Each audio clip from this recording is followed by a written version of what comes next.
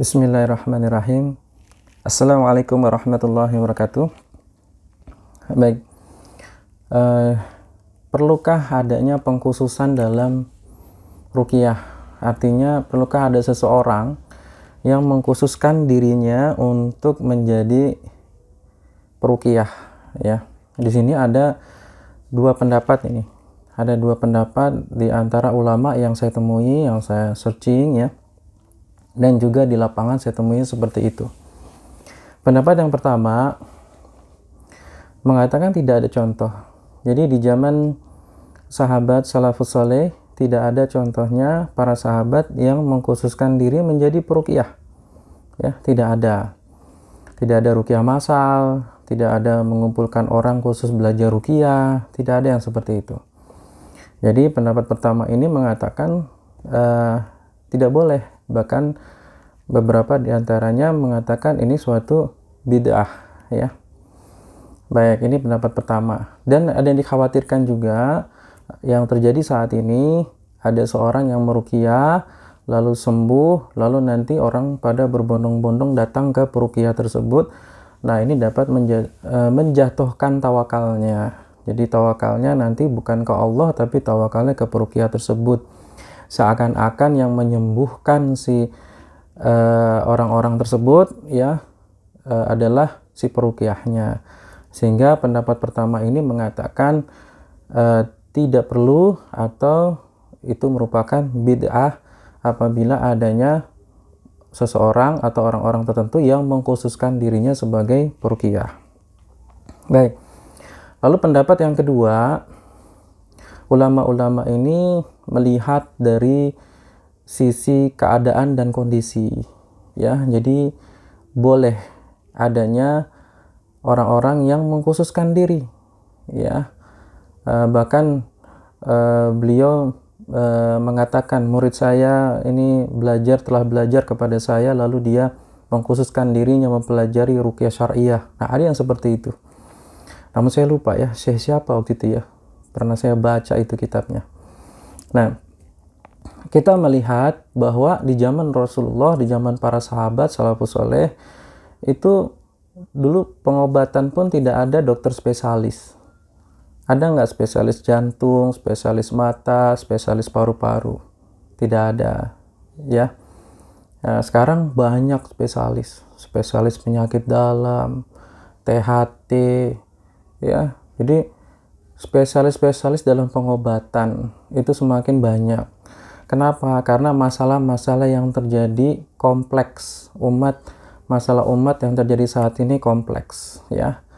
Lalu banyak sekali kesirikan modern yang timbul saat ini.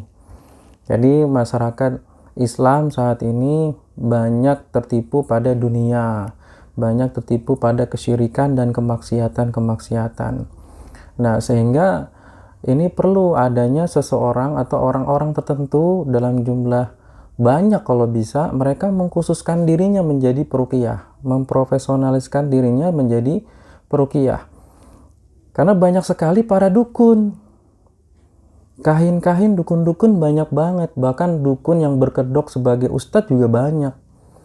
Jadi ketika tidak ada orang yang mengkhususkan dirinya belajar ruqyah syariah, nanti ketika ada umat yang terkena penyakit gangguan jin contohnya, larinya kemana? Ke orang pinter ya, tanda kutip, orang pinter, paranormal, sehingga terkena kesyirikan.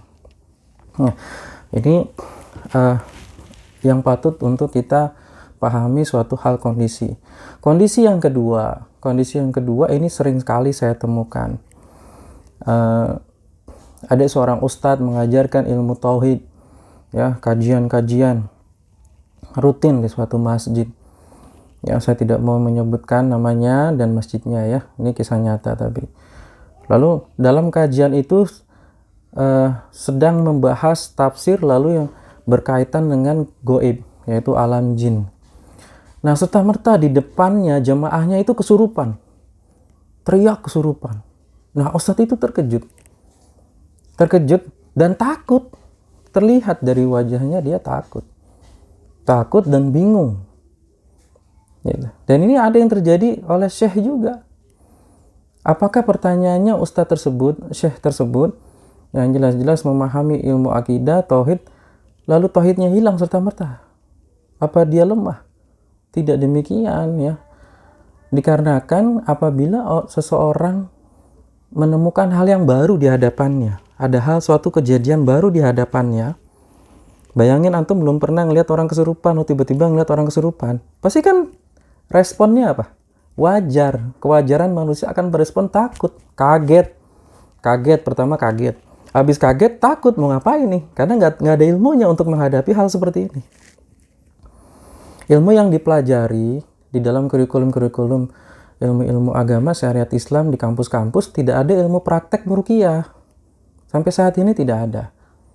Hanya sebatas memahami hadis-hadis, ya, hadis-hadis, materi-materi yang ada. Jadi praktek meruqyahnya kan tidak ada. Berhadapan langsung dengan pasien yang kesurupan kan tidak ada. Nah, sehingga ketika langsung berhadapan, takut timbulnya. Ya, takut, ya, bahkan di peristiwa lain bisa gemeter. Bahkan tadi pagi teman saya bercerita sebelum belajar dengan saya, beliau waktu itu berhadapan dengan orang yang pasien yang kesurupan itu, karena beliau bisa bacaan Qur'annya bagus, hafiz ya, dan lulusan Libya. Begitu diruqyah kesurupan. Wah, kesurupannya luar biasa. Itu timbul rasa takut sampai tebel, wah mukanya keringet, wah ketakutan. Was-was. Yang was-wasnya ustadznya ini. Kenapa kayak gini? Karena ini hal yang baru. Karena tidak ada ilmunya dalam menghadapi ini, bagaimana nih caranya? Begitu. Bayangkan kalau tidak ada orang-orang yang mempelajari ruqyah syariah, mengkhususkan dirinya terjun di dunia ruqyah syariah, maka nanti kalau berhadapan seperti ini, para ustadz-ustadz tidak bisa memberikan solusi buat umat. Lalu umatnya lari kemana? Ke para dukun nanti. Paranormal, orang pintar tanda kutip. Ya, mereka dengan santainya, tapi kesirikan di merajalela dalam kehidupannya, akhirnya yang dipelajari ilmu-ilmu agama di masjid-masjid jadinya malah hancur. Nah, ini masuk ke dalam urgensi mempelajari ilmu ruqyah syariah ini. Dan saudaraku semua, ilmu ruqyah syariah ini merupakan bidangnya muamalah.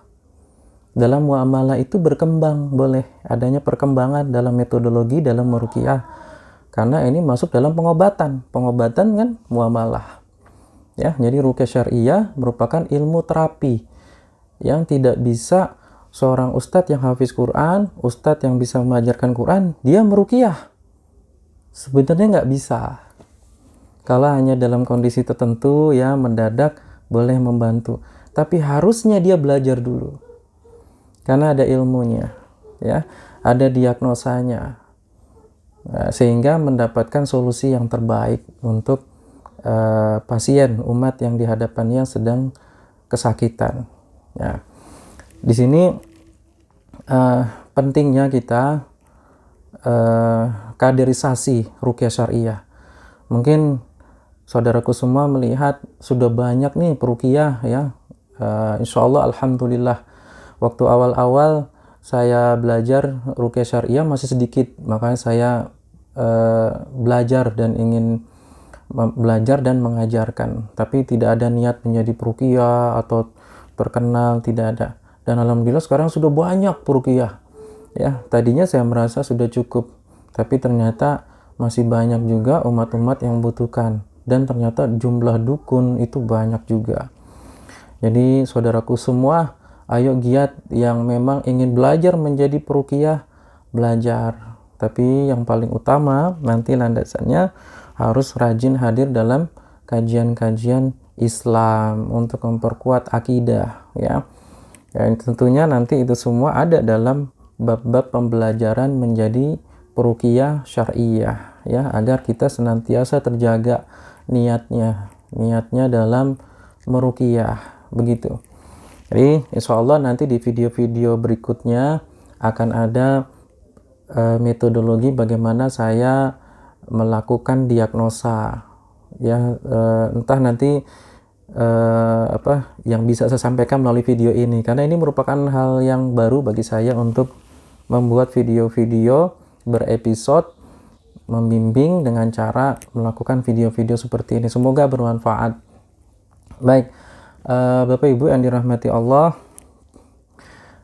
pertanyaan timbul setelah profesionalisme peruqyah ketika dia terjun menjadi peruqyah.